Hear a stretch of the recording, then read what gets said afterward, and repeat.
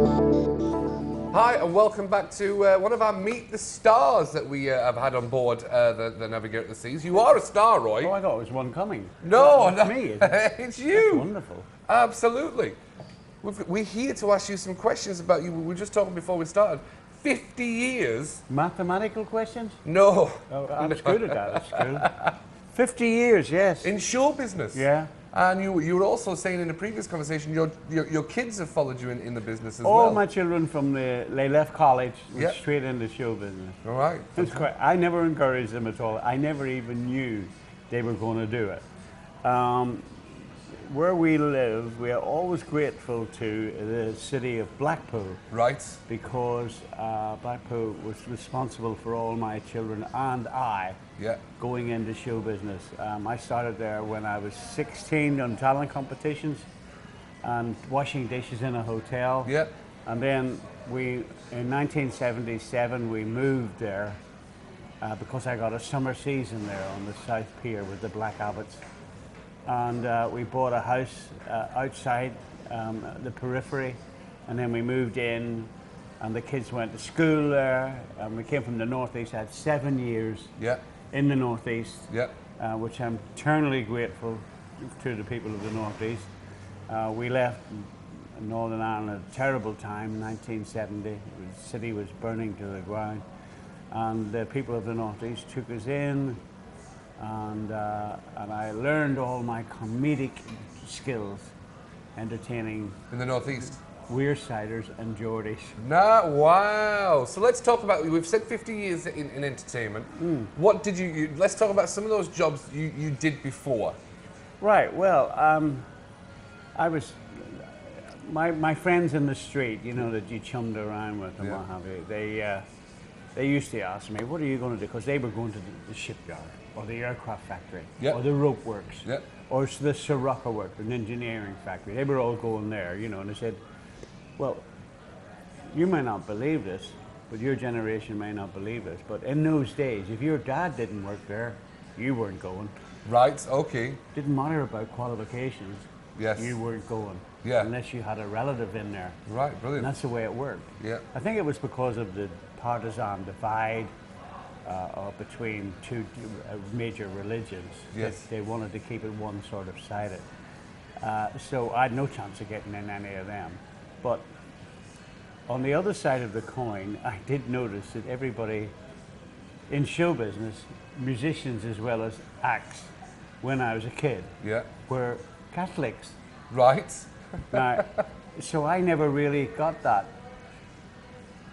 hatred, or that was never instilled in me, you know, Yeah. because they were my friends, although they were secretly my friends. I wouldn't have told my mother or my grandfather, Right. you know, but they were piano players, singers. I even was a double act with a young lad called Alec Matthews for a while. And that's the way it was in the city. So I knew that no matter what level I would be at, I would want to be in show business, even should I be only switching the lights on, Brilliant. you know? Yeah, absolutely. And I learned, I was there all the time, watching and learning, because it's not an overnight job. No. And funnily enough, Cuddy, a lot of us started off as singers. You know, I was going to ask you about this because you actually, at the show, you've got a great voice. Thank you. Yeah, And you said when we were talking earlier, you said you were a tenor. Yeah. Well, when I was earning a living doing it, I wish somebody had said it then. That's why I became a comedian. Yeah. But quite a lot of us were dance band singers. Right. Bernard Manning was a dance band singer. Mike Reid was an absolutely brilliant singer, as good as Tony Bennett, I would say. And that's Right. a lot. Wow. But he was outstanding, and then he became an outstanding actor Yep. as well in EastEnders. Tom O'Connor and Billy Connolly were both folk singers. That's the. Playing I remember guitar. the whole Yeah. story with Billy Connolly and how we got into it. Yeah, and Jasper Carrott, Yes. he was a folk singer. And he used to do the guitar in monologues. Yeah, which is a great crutch. It's like magic, you know, somebody does a couple of magic tricks. Yes. Somebody sings a wee folk song or Yeah. a wee funny song or something like that. It saves you from being what I've achieved now is the Yeah. full stand-up. Yeah, absolutely. And doing the full stand-up that you do, so before, because we'll all remember you from Catchphrase. That's always going to be the highlight. Saturday night, you were there. You were Mr. Saturday Night. Yeah. You were right up there. So before that, how did you get to the Catchphrase with doing the Comedians TV program, and how did you start? How did you get to there? So from working as a singer into getting into the Comedians, what was the link? How did you get there? Well, I was in the military for 6 years. Right. And I loved that. Yeah. I met my wife there and had 3 children, and I thought that's where I was going to go. I never done any sport at school. Right. I was like the guy that bunked away when the sport was on. Right. Like that, you know. And suddenly I'm in the military and I discovered sport. Right. Thanks to a staff sergeant in the Army Physical Training Corps, Right. who noticed some potential, and so I became an international athlete. Right. Yeah. In what? In 2 years, and hammer throwing, and shot putting. Yeah. All right. Sort of things that need men your size. To do. I was a very good shot putter. Were you? At school, Do you I remember was. your distances? At the shot put, I think it was about 16 meters. 16 meter. What's Yes. that? What in what? And feet. And In inches. feet. 16. I've no idea. It was. I was well over. Maybe it was about 16 feet. Maybe it was 16 It's 48 feet, which feet. is about. Yeah. 16. It was No, about it'd be 16 more than feet, that. It'd which be more was. than that. How yeah, old were you? That was when I was 15, 16 years old. Yeah, right. Well, I'm now 20. Right. Right, and I became the Northern Ireland hammer throwing champion. Nice. Do you know why? There are not many people in Northern Ireland throw hammers, except in the shipyard, maybe. So anybody can run. Right. So stay away from that if you can't. run, I've never stay been a away from runner. that. No. But I remember my school sports days as well. Whenever it was cross country, I was like, no. No. I used to shy fancy away from that. Yeah. So actually, what happened was no one else could do it. Right. So I was a physical training instructor in the Army, and the staff sergeant said to me, Walker, go and learn how to do that and that. Okay, we haven't got anybody to do it. So I went and did it, and lo and behold, I won a medal for it. So from then on, I was known as the hammer thrower, you know. Do you remember Jeff Capes? Yes, I used to work for Jeff Capes. Well, you're a big guy. Yes, Jeff Capes is about half as big as you again. Yes, he is. And he picked me up in an airport once with one hand, and he went, hammer thrower, and threw me across the room. Because he was a shot putter. Right, yes, he was. Big man. He was a good 6'6". Oh, aye. He's a big If not he's a taller. policeman. I worked for him once, Jeff Capes, down in Derby. And believe it or not, I used to be a nightclub doorman a long time ago. Right, right. So that's how I started in entertainment, because that's where I got my banter from, was talking to the customers, you're not coming in tonight. I was the polite doorman. Right. And Jeff Capes came in, and I was the one that put, I don't know why, but I put on the bird costume, the ostrich. So I was walking around this nightclub in front of Jeff Capes. Hey Jeff, how you doing? That's probably one of my only claims to fame, to be honest. He was a big guy. He was huge. But there was a guy better than him called Arthur Rowe from Leeds, from Yorkshire. I vaguely remember Well, him, he's yes. a top shot putter. He was my hero. Right. And I said, that's what I said to him when I picked myself up from the other side of the room and went, you haven't beat Arthur Rowe's record yet, have you? And that really incensed him because he was so big. He became a rugby league player, Arthur Rowe. Right. Because those guys can sprint like mad. They are very quick over short distances, yes, absolutely. So we've done, we've So done I'm in the army. Good. Yeah. So when I was in the army, again, being a good singer, we had a tremendous dance band, like a Glenn Miller type of band. Yeah. I used to get up and give a number with them, and so eventually we would have dances, like the all ranks dance, the sergeant's mess dance, the officer's mess dance, and the sergeant major, who was a real terror to meet, Walker, come here. So, yes, sir. I want you to host the dance tonight and give out the spot prizes and what have you, So, yeah, okay, sir. He said, here, there's 25 pounds. He said, go and buy some prizes, So I met this fella who was on national service, the same as me. I was national service, but then I signed on because I got into the athletics. Yeah. This guy had a job at home, and he was a long jumper. He's from Wigan. His name was Wilson. Right. And Wilson and I were thick as thieves, and we would go down to south of Ireland Right. where they would have professional athletics. Right.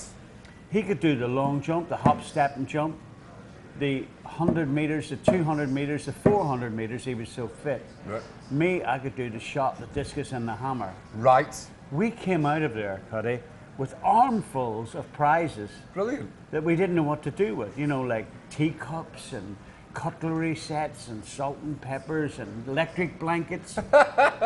Little did the sergeant major know, we had all the prizes in our locker. So 25 quid was 12 and a half quid each, you know? Yeah. And it happened quite often. They would have a dance a month. Yeah.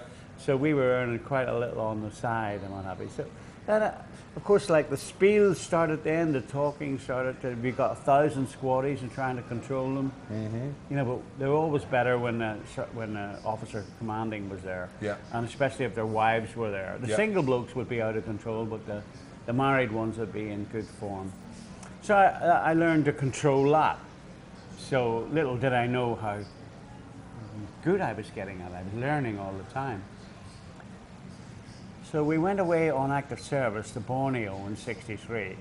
I was in the jungle in Borneo, up in the border with Indonesia for a year. Yeah. So when I came home, my wife I left her pregnant, and when I came home, my son was 3.5 months old. Wow. You know. Yeah. So. That was my eldest boy, Mark, who's now entertaining on ships. He's a tremendous actor. So then I was home for about 6 weeks, and then my wife was pregnant again with my second son, Philip. And now I have got 2 sons, and they made me up into a sergeant. And I had thoughts about coming out. You know, I was missing married life and being away and all that. So they gave me a fantastic married quarters in Northern Ireland well before the Troubles. I mean, so I went there, and then my wife was pregnant with our little girl, Joanna. Yeah. So we had a complete family, 2 boys and a girl. And Jean, my late wife, said to me, well, would you ever consider coming out? Although she loved the army life as much as me, because everybody knew me. It's like you walking around this ship. Right. There's thousands of people here. Well, Yeah. in an army camp, there's 1,000 soldiers. Yeah. And 1,000, maybe 500 wives. Yeah. So they all looking forward to seeing me on a Saturday night. I was always doing a gig somewhere. Brilliant. You know. So we had a great life in the army, and I decided. I was walking around Belfast one day. In uniform. This is how quickly it changed. In a real Republican area, in uniform, British soldier. You'd been shot 2 years later. Yeah. You know, and I was walking around, and I saw a new cabaret bar opening. Yeah. You know? So I went in, and the guy was hammering away joiners and what have you, getting it ready. And I said, have we got a comp here for the weekend? You know. Yeah, we've got one, yeah. He said, have you done much? I said, yeah, I've been hosting different 1,000 people, all that sort of thing. And I'm here, I'm posted here in Belfast, and I'm free, during the night. Yeah. So he said, well, can you leave us a number or something like that? So I actually gave him the guardroom number. Right. You know, we didn't have telephones anyway. No, of course. You know. So I did that, and on the Saturday morning, somebody came up from the guardhouse saying, can you get to the Trocadero club in Belfast? They want you to host it tonight. So I went along, and it was a riot. It was so easy, you know?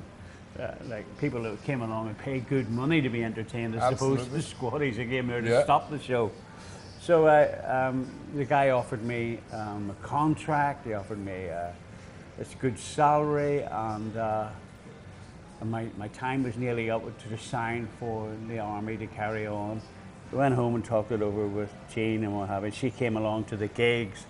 I had plenty of time to make up my mind, and we decided enough with the army. Let's come out. So my career really started, and that was in 1967. Wow. Right, so now we are here.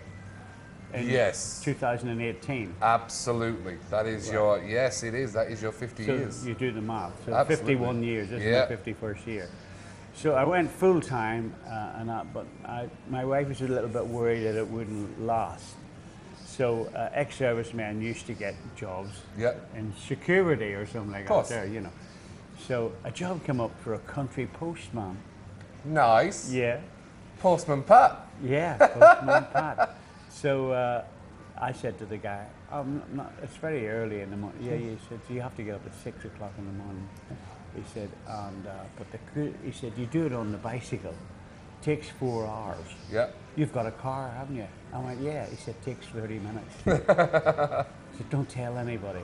You just ride the bicycle down to the little country railway station, leave it there, get in your car, Brilliant. you'll be back. So I thought, what a brilliant job, you know. So I'd be doing gigs all over Ireland, coming back maybe 4 or 5 in the morning. Yeah. Go straight to the post office. I was the first one in. And they thought I was dead keen. You know, half an hour later, I was in my bed. So, but I went wrong.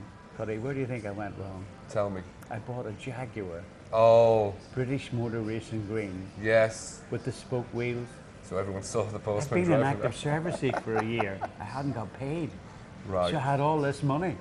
Absolutely. You know, people weren't buying houses in them days, they were renting. Yeah. So I had all this money. I bought this car. Everybody in the whole place were talking. Island McGee it was, just off the coast of Larne. They were About the saying, postman driving around in the Jag. have you seen the Jag? He's got a better car than the Prime Minister. You know. So then I had town and country tires on it. Yeah. So little farms I used to deliver letters to. And they would say, oh, I've got something arriving at the railway station. You wouldn't bring it up for me, Roy, would you? Yeah, certainly. I put it in the boot. Little farming implement or something for the tractor or something for the reaper or something like that. So I was running right, left and centre, bringing them stuff up. They were over the moon. Yeah. And I was over the moon. I was coming down off that hill, Blackhead Lighthouse, my arms full of jam, homemade jam, chickens, you name it, whole lambs and Brilliant. you know, turkeys at Christmas. Everybody was happy except the postmaster. Oh. Someone rang him up and said, he's doing it in the car. So by then, I'd established myself in the Trocadero. And then a miracle happened. The guy came in who was building a new nightclub in Belfast called Norris Sharp. It changed my whole sort of life. Him and his brother, they came in and he went, I'm building a 500-seater on the ground floor. Wow. Now the Trocadero only held 100. Yeah. So he said, what sort of money are you on here, you know? And I said, I was only on £15 a week. Right. And £15 for the postman Right. in those days. Right? Yeah. It was a lot of money. So I said, I'm on a lot of money here. I said, he buys me clothes, you know, I have a tab behind the bar to buy customers drinks and things like that. I didn't. No. So he said, what would it cost for you to come and host my club? I said, £100 a week. Yeah. He went, okay. So you're thinking I should have said 150 a week. I said, plus 4 new suits every year, Yeah. plus a tab behind the bar. There's a good customer there. I send him over a drink. Looks good. They didn't know skills like that. you know? Yes. I mean, Which is common sense. yeah. That's the know? thing, is it's always common sense that If what we do. We have in a nightclub downtown. You know all about that, yeah. Yeah. There are car dealers. Yeah. There are insurance blokes have done big deals that day. They're going to spend a lot of money in your Yeah. place. What's wrong with a free drink? It costs Absolutely. nothing, you Yeah. know. And they're so over the moon. You know, they're sat there with their guests, and Roy Walker sent you over a drink. He said, welcome, thanks for coming tonight. Brilliant. And they were over the moon. So they didn't know about that. So he loaned me some money. I bought a house, and everything was rosy. Yeah. You know, I had 3 beautiful children, raising them up. And then I thought, one of the customers suggested that I would maybe buy a shop, Right. use your name. Yes. So I bought a fruit shop, like a little, you know, open all hours type Yeah. of place. And everybody came. I mean, George Best. Oh, there's a name drop. When he was playing for Ireland. Let me just catch that one. Right, okay. Oh, let me just bring that one onto the Thank table. you. There's Ooh, that's that name drop. That's just going to stay there. Right. We love a name drop, George Yeah, Best. yeah. So his mum and dad never missed the talk of the town. Brilliant. Dickie, he worked in the shipyard, you know. So anyway, George was a very innocent wee fellow them days, so he was, you know, a very nice young man. Yeah. Yeah, I couldn't say more about him. And he would call in on the Saturday and have a big, big box of fruit for his mum and dad and a bunch of flowers for his mum, you know. And Guy Mitchell would come in.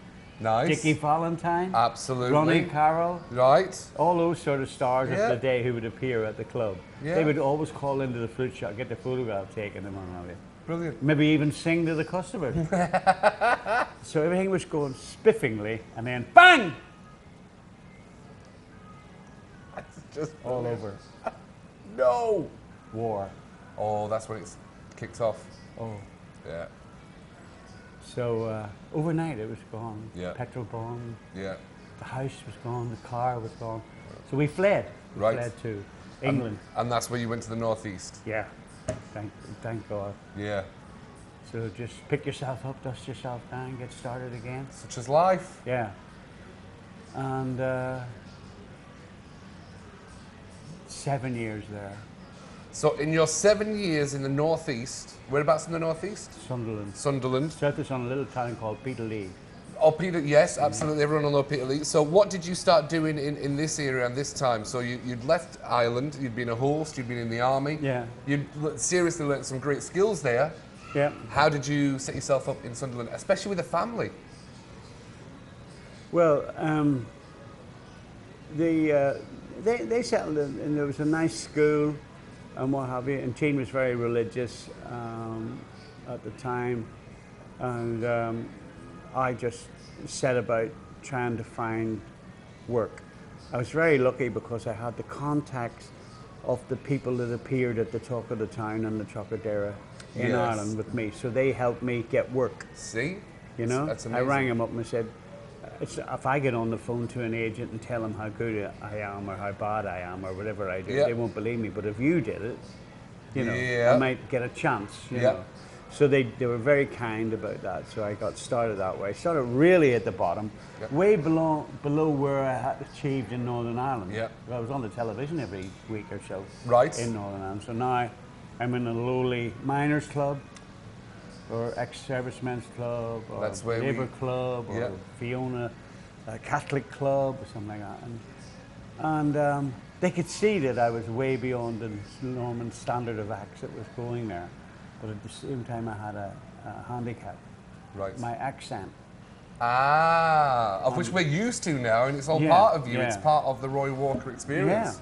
Well, they had an accent as well. Of course they did. So I didn't know what they were saying, and they didn't know what I was saying. So eventually I worked it out. Right. Wait, what are you gunning on like, man? So I loved every minute of it, because I don't know whether you know this or not, Cuddy, but you cannot learn anything about comedy when you're doing well.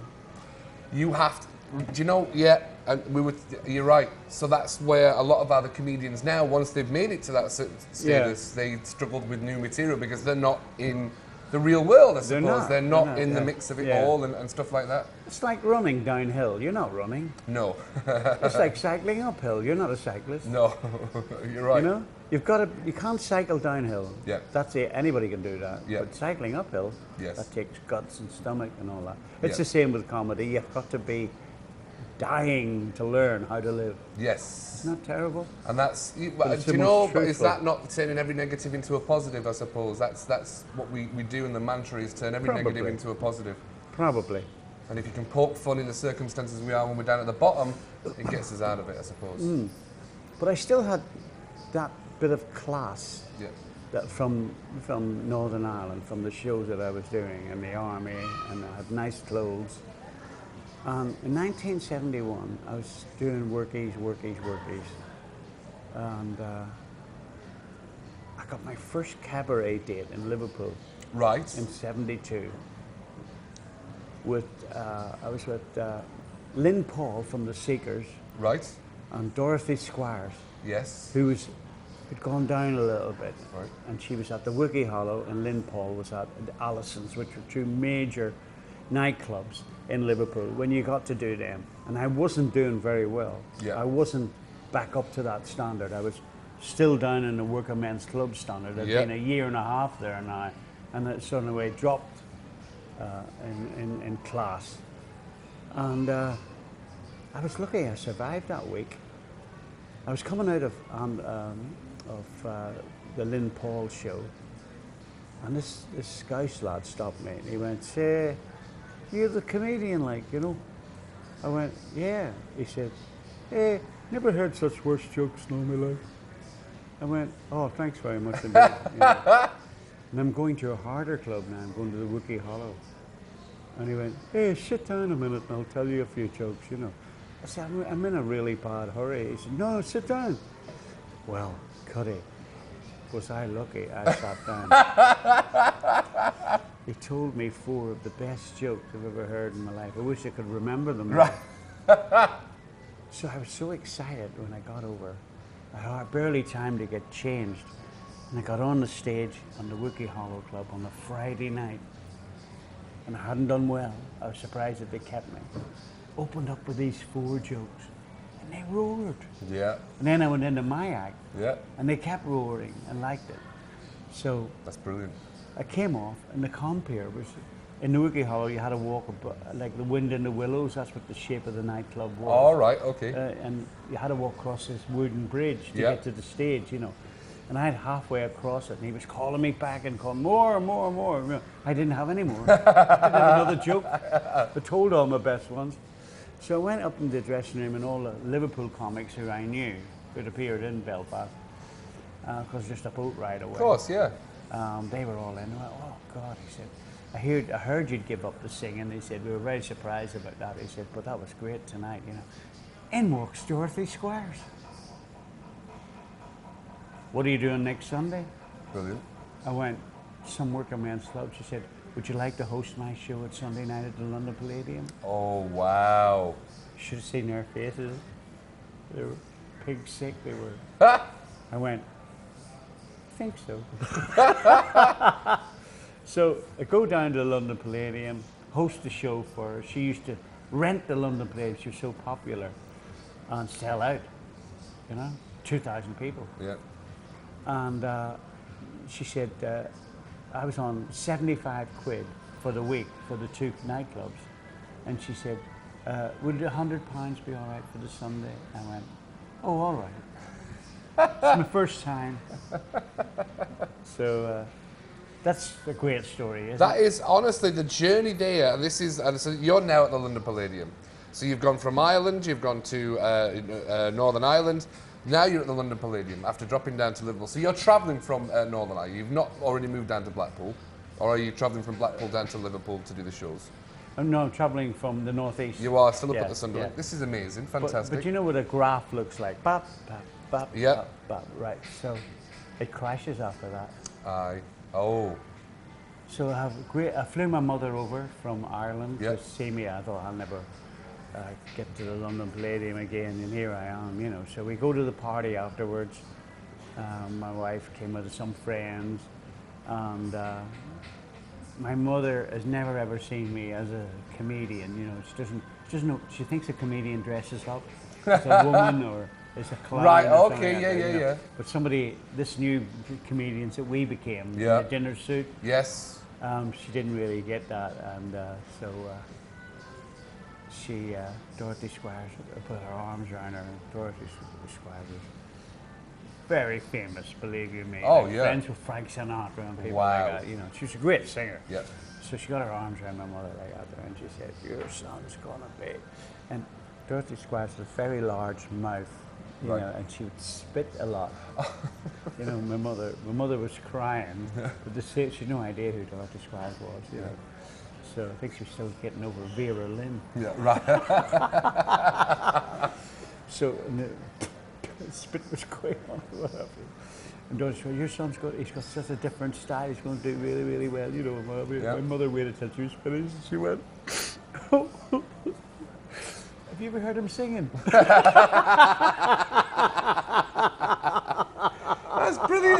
Absolutely fantastic. So, we're at the London Palladium already. Yeah. So, how did we get to Catchphrase? Because you did the TV show Comedians as well. Well, something awful happened the next week.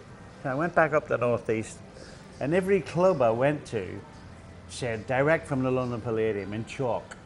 Right. Right? And I mean, I was on no money or anything like that there for I was back to my work job, you know, type of thing, my day job.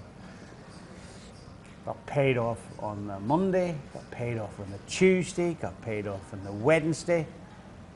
Paid off is where at the interval, they're not going to ask you to do your second spot. Yeah, absolutely. Right? So half the money, and so I came home, stopped halfway home, pulled into a lay-by, and it was probably the biggest downer I've ever had. It's apart from losing the house and the shop and the car and all. Although I got over that quite well because I had this beautiful family. Of course. You know what I mean? So I was rich at having a great family and a wife. Great mindset. Great mindset. So anyway, I didn't know what to do because everybody around me would say, "Go back to singing, go back to singing, go back to singing." You know, I went, "No, I want to be a comedian." Yeah. You know, the singing's finished now.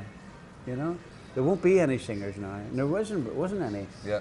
Till Barry Manilow and absolutely. You know, yeah. And so who I would come to work for as well. Yep. So I came home, told Jane all about it and what have you, and I was off on the Friday, thank God, Friday night, last night out the bars, teeming with lads. You know, you know, stop the comic, that's the job. So Saturday night, I'm at a sort of a hard club, but not too hard. And unbeknownst to me, that's a nice word, isn't unbeknownst. it? Do you use that word? That's a great word. Isn't it? Unbeknownst. Unbeknownst.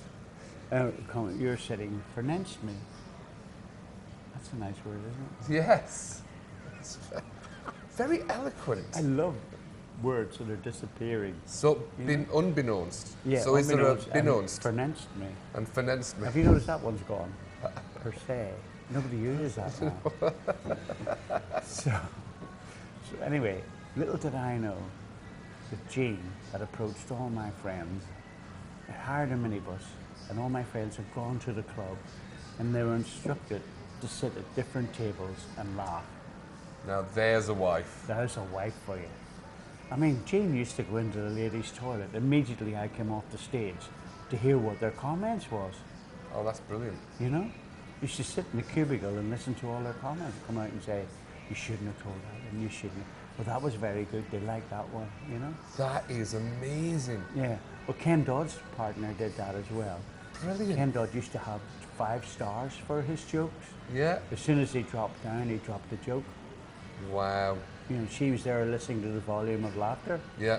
You need a really good wife to do that for absolutely. you, know? So if she hadn't had a great night, if she hadn't have done that, I probably wouldn't have went on the stage as a comedian again. Brilliant. You know, I'd made up my mind. This was the final test, you know. Wow.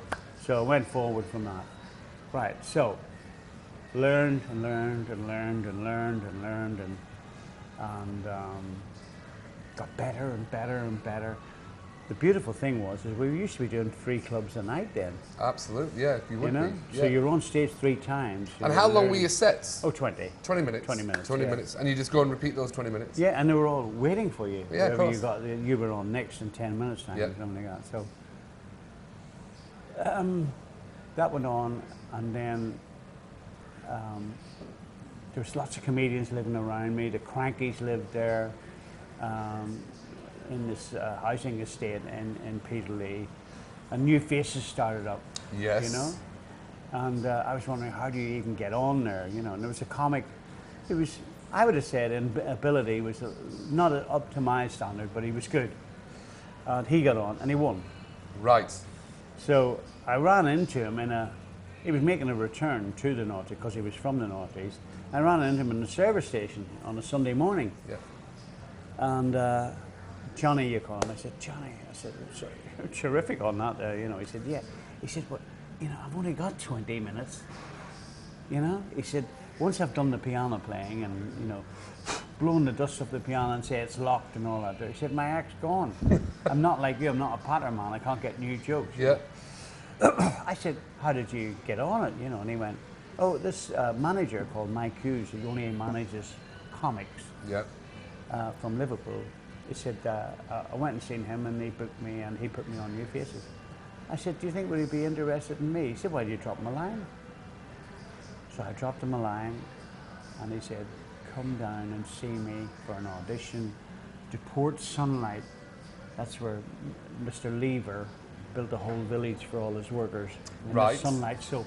Right. Yeah, it's a marvellous complex Yeah. if you're ever down that way. Liverpool's a very interesting city. It's a beautiful place, actually. So I went to the Liver buildings first of all and met him and then went on to the gig that night. 9 comedians on, I'm on 9th. Right. But they were all like Liverpool comedians, they were all doing, you know, like, yeah, the skating board, they're all doing exactly the same type of act. Yeah. So I come on, I was completely different, so I didn't know the New Faces team were in. Brilliant. Better off knowing, not knowing sometimes. Yeah, sometimes, yeah, absolutely. Yeah. So they wanted me on the next week. Great. So, but I couldn't do the next week, so I did about 3 weeks later, and I won with the highest number of points ever Wow. from any comedian or any Brilliant. entertainer. So I took off from there, and that's 1976. Wow. And that's 41 years ago. So that's such an, that's just 10 years. So, I mean, that's, what a great story, right? I mean, really it is. It's fascinating for all, I guess, to be able to watch this. So, with New Faces, Yeah. 1976. I didn't get one. No. But And that was with the support of your wife. very much so. Yeah. Yeah, I'm going to have to have a chat So with my wife. my whole life changed. Yeah. And from that, we moved from Peterlee to the periphery of Blackpool. My first summer season in Blackpool. And that was when the Piers, that was when you Oh, were on the yeah. Piers, and that's, I mean, even I remember going to the Piers when I was younger. And you Yeah. were always wanting to know who was on at the summer. It would be Bobby and Cannon and Ball. But when I first went there, it was Les Dawson. Yep, It was Tommy Steele. yep. It was I remember Duncan Norval. Chase Me, yeah, he's a Chase good me. pal of mine. He was yeah. brilliant. Is he still in Blackpool? Yeah, no, he's been very ill, Duncan. I used to love Unfortunately, him. yeah. Yeah. But I think he's back working. I hope so. He's the guy with 3 acts. He can do 3 things: an impersonator, Right? singer, Yeah. and a comedian. Brilliant. Brilliant.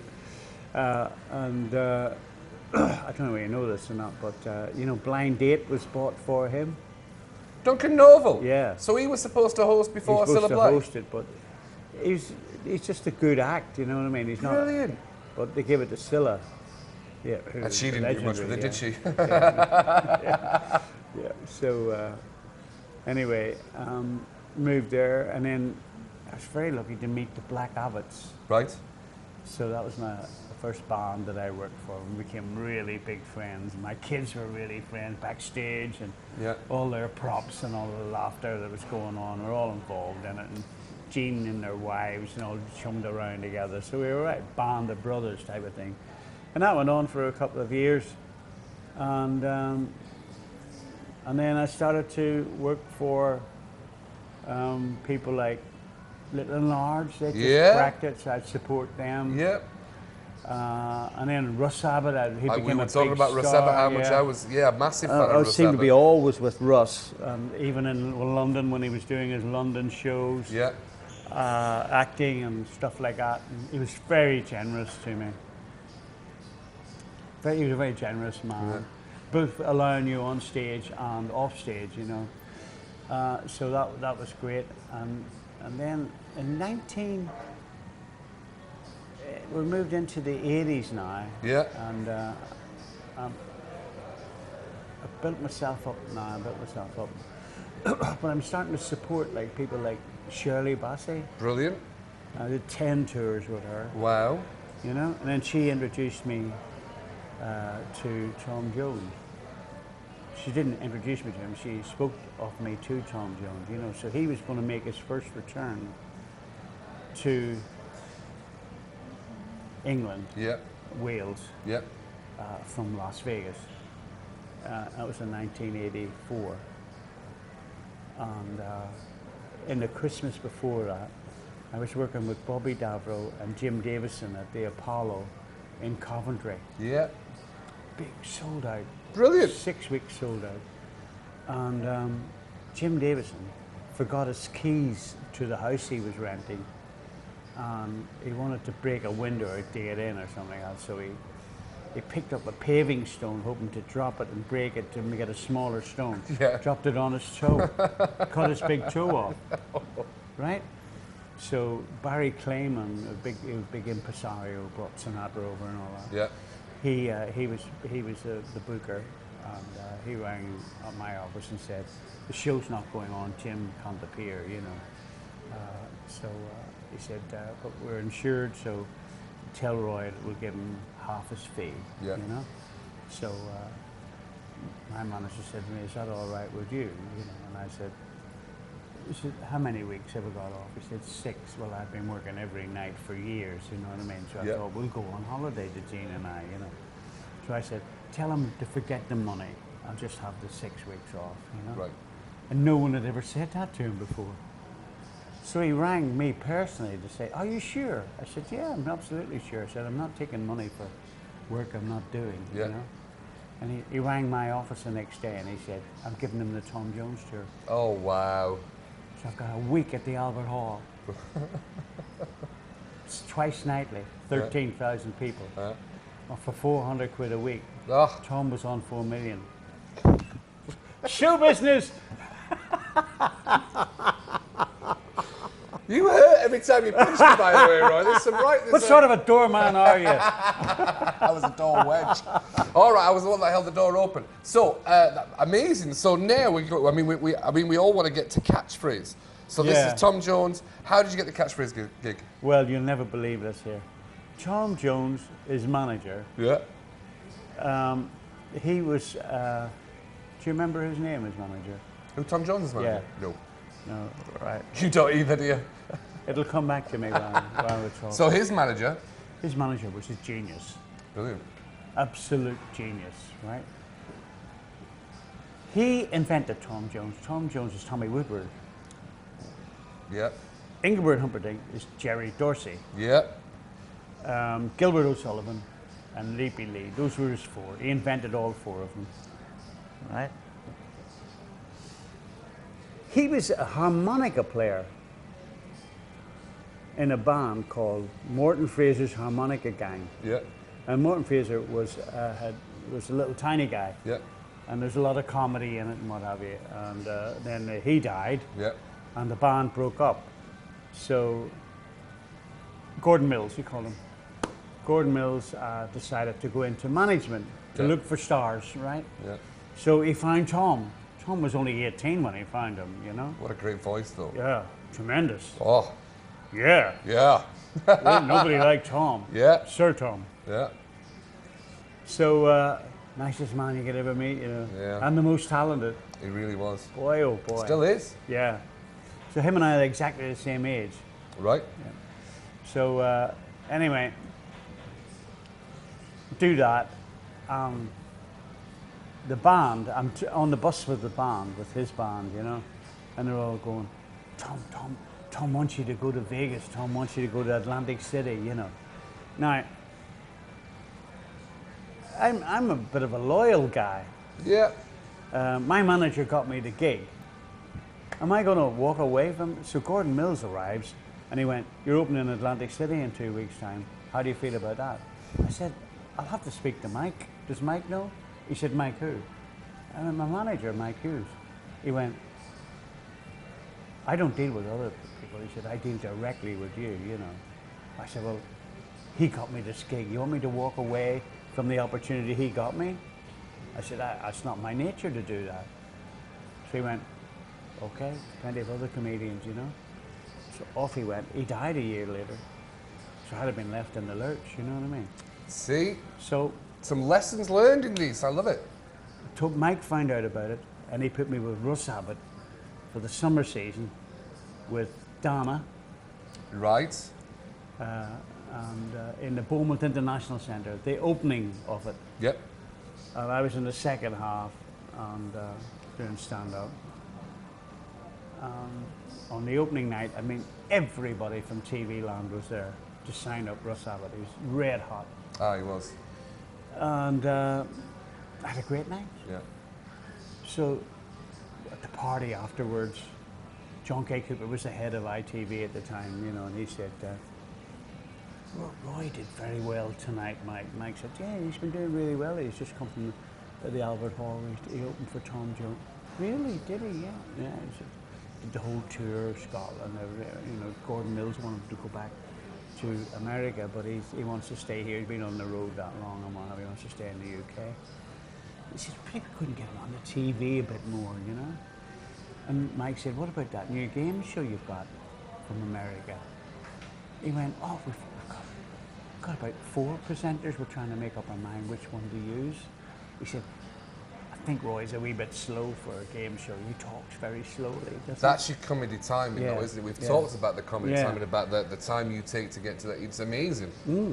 So it really is. So Mike said to him, think of the money you'll save. The $1 million answer. He went, send him down tomorrow for a pilot. So I'll go down for a pilot in Southampton. I'm in Bournemouth. Yeah. By the time I got back to the theatre, I'd got the job. Brilliant. And how many years did you Catchphrase for now? 15. Saturday nights? Yeah. Wow. So that's the only thing that was wrong with it. I lost a lot of my comedic fame. Of course, from the comedians. Yes, you would. Yeah. I forgot to tell you, I did the comedians. Well, we know. Yeah, absolutely. Yeah. Because people growing up, I would have known you as a game show host more than a comedian. Yeah, well, absolutely. when I was doing the comedians, you probably weren't watching comics. Yes. That's 6 years of that. Yeah. And that was terrific. Johnny Ham took us all out of the pubs and clubs and made us all rich and famous. It was amazing. I'm still really good friends with him and forever grateful, you know. Yeah. So I've only had 3 jobs. The comedian 6 years. Then Catchphrase 15 years, and then Peter Kay asked me to do Phoenix Nights. See, this is where I wanted to talk about the whole Peter Kay, because it was a small part, but it was still such a great part. Well, he was completely unknown, and I hear it's thanks to his mother, because his mother liked my comedy, liked Jim Bowen's comedy, and liked Tony Christie's singing. So he was stuck for what guests should we have on, you know? And she said, why don't you use some of the people that I like? Brilliant. So little did we know what it would lead to, you know? And absolutely. Chris Moyles, 9 years. Yeah, you did Car Parks Catchphrase. We were talking about that. Yeah. So here I am now. And this is where entertainment is. This is where it's moved from the mainland onto the high seas. Yes, absolutely. And this is what we talk about with our guests, is how the strength of the acts that we have on with Royal Caribbean and the cruise ships. This is where entertainment now is where it's the place to be. Well, these are West End shows, you know, and the theatres, they're West End theatres. Yeah, they are. They've got everything under the sun that you could want. There's no act could come here and ask for something that they wouldn't get. Absolutely. From the live music with the orchestra. full orchestra? You've got an orchestra? You didn't ask for a right. I got a harmonica player in the background. But that's, I mean, what a great story, and thank you so much for sharing that. I mean, that is, a lot of people don't really get to hear the journey of what it takes. So, we talked about this, we've got you all the way to the cruise ships, and this is how fantastic the entertainment is we have on board. So, who do you look at now in the comedic world and think they're great comedians, or who's the comedians that you look to and think are like? Well, it's like music. It does change, you know. I don't see anybody as funny as Frank Carson or Bernard Manning. Yeah. Even though they were off their day, but I think they would have survived today quite easily. They were so naturally funny. I don't see many naturally funny people. Right. You know, I see great comedians. Yeah. But in a different genre. Yeah. You know, they don't seem to bring the timing or the funniness with them, you know, like Eric and Ernie. Oh. They're royalty, man. You know. Absolutely. And I don't see that, although I see lots of very clever comedians today. But here on board, I wonder, did you notice this? the audience that are on board here, they're neglected. Right. A show on Yep. TV. Yep. The TV people seem to be missing. They don't watch. This audience do not watch the Apollo. The language is too severe for them coming in. Yeah, I watched the Apollo. I like the Apollo. Yeah, Live but at the Apollo. audience here would, you know, women find it offensive, you know. Yeah. So, but that's the modern comic. Yep. You know. So I have two sons who are comics. They don't use language like Nope. that, but they have done. Yep. You know, and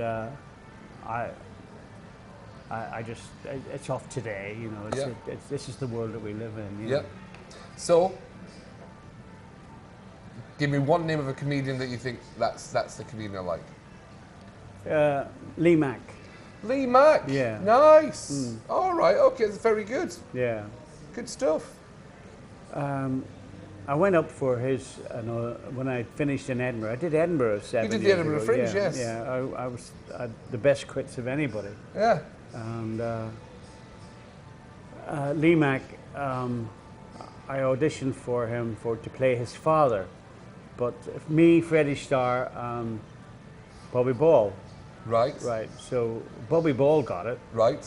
And like, Bobby Ball isn't a comedian. No, technically, He's half a double act. Yes, you he know. is. So whether Freddie Starr is very powerful. Yeah. Well, he was. He's Yeah. not too well at the moment. But he's the funniest comedian I've ever seen. Oh wow, that's a compliment. Crazy person. Yeah. But absolutely hilarious. Yeah. You know? Even funnier than Peter Kay, I think. Wow. But not the brains. Freddie Starr's an act. Yeah. Peter Kay's a genius. Right. You know, he can write, he can perform, Yeah. he can act, he can do everything. Brilliant. Fantastic. So, any advice to any of our junior cruisers who are on board that want to think, well, I want to work in entertainment, I want to be a comedian, what would be the journey you tell them to follow? Well, if you like dying, be a comedian. The best thing to do is, my advice to everybody is, it was my hobby. Yeah. You'd be surprised how far a hobby goes. Yeah. That's my advice. Yeah. And it's not too painful. If it's something you enjoy, it'll never be Yeah, hard you can work. always get another hobby. Yeah, it's true. No, thank you. Honestly, Roy, thank you so much. Pleasure. No, honestly, it's been a pleasure having you on board. It's the second time we've met, and the reception you got at the show was amazing. Both shows, great full audiences, house, yeah. absolutely full Thank you. houses. So, And your who's comedic got the timing. check? Hey! Hey! I wish I could say it was me, but it's not. Okay. No. Mr. Chips has got the check. Okay, well. Thank you so much, Roy. It's a Pleasure. pleasure. Thank you. Thank you very Nice much, talking to and you. we can't wait to have you back on again. Thank you. Yeah. Thank you very much. Thank you Thank very you. much. It's goodbye from me. And it's goodbye from me. Bye.